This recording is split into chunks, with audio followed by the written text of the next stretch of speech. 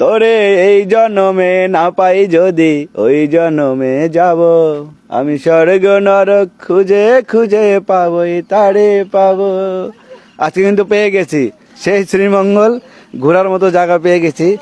আজ দেখতে পারবেন যে আমরা ঘুরতে যাচ্ছি। এই যে দেখেন, এটা কিন্তু পাহাড়ের রাস্তা, এই রাস্তা দিয়ে পাহাড়ে উঠতে হবে। আর এই রাস্তা দিয়ে গেলে পাহাড়ে ওঠার পরেই কিন্তু চা বাগানগুলো দেখা যাবে। ঠিক আছে, চা বাগানগুলো দেখা যাবে না মানে?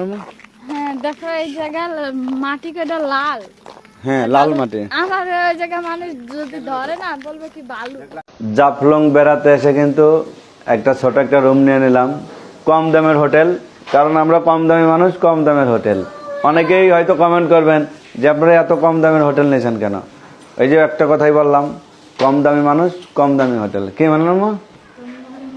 আমাদের কাছে এটাই ভালো। ঠিক আছে, আর যেহেতু থাকবো আমরা এক রাত থাকবো এখানে, না একটা রাত থাকবো, একরকম হইলেই হয়।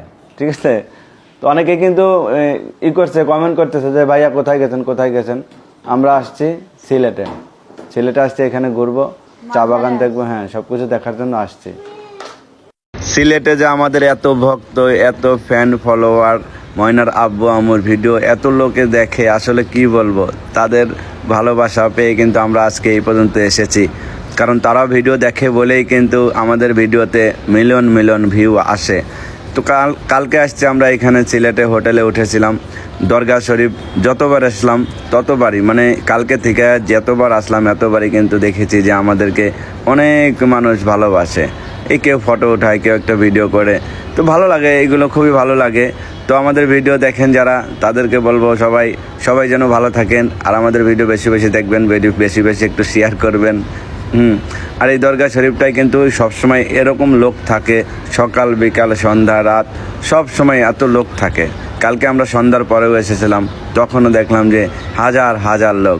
আর জায়গাটা এত সুন্দর যে একবার আসলে কিন্তু আবারও আসতে মন চায়, খুব ভালো লাগে। সবাই ভালো থাকবেন, সুস্থ থাকবেন, খোদা হাফেজ। আজকে এসেছি রাবার বাগান দেখতে। আপনারা যে রাবারটা ব্যবহার করেন, যা আমাদের বাচ্চারা যে রাবার ব্যবহার করে, যে গাছের কষ দিয়ে, সেই রাবার বাগানে যাবো আজকে আমরা। এখানে চা বাগান আছে, পাশেই কিন্তু রাবার বাগান আছে, সেই রাবার বাগান দেখাবো আজকে। এখন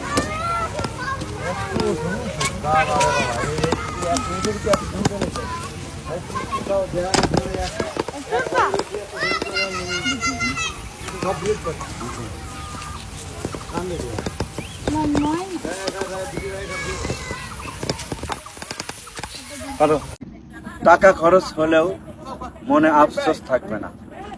কেন জানেন? এরকম জায়গায় আসলে, যদি এরকম জায়গা দেখেন বা ঘুরেন, আমরা তো অনেকেই কোথাও যাইতে পারি না, হয়তো টাকার অভাবে, না হয়তো সময়ের অভাবে, কিন্তু যাওয়া হয় না। সবাইকে বলবো, কোথাও যদি ঘুরতে যান, এদিক ওদিকে টাকা নষ্ট না করে এরকম একটি জায়গায় আসবেন। তাহলে এই জায়গায় এসে যদি আপনি একটু অনুভব করেন, তাহলে সেই টাকাগুলো কিন্তু উজ্জ্বল হয়ে যাবে। খুব ভালো লাগছে, এই জন্য কিন্তু ভিডিওটা বানালাম এখানে। অনেক ভালো লাগছে জায়গাটা দেখে।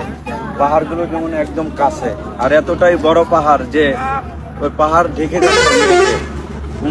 সাধারণত মেঘ আমাদের থেকে কত উপরে থাকে কিন্তু, আর এইখানে পাহাড়ের মাথা ঢেকে ঢেকে গেছে কিন্তু মেঘে একদম ক্লিয়ার দেখা যায়। একদম ক্লিয়ার দেখা যায়। আমরা কাছ থেকে, আরো কাছ থেকে দেখেছি, ভিডিও বানাইছি, খুব ভালো লাগছে। আপনাদের মাঝে শেয়ার করলাম। ভিডিওটা যদি ভালো লাগে অবশ্যই একটা শেয়ার করে দিবেন।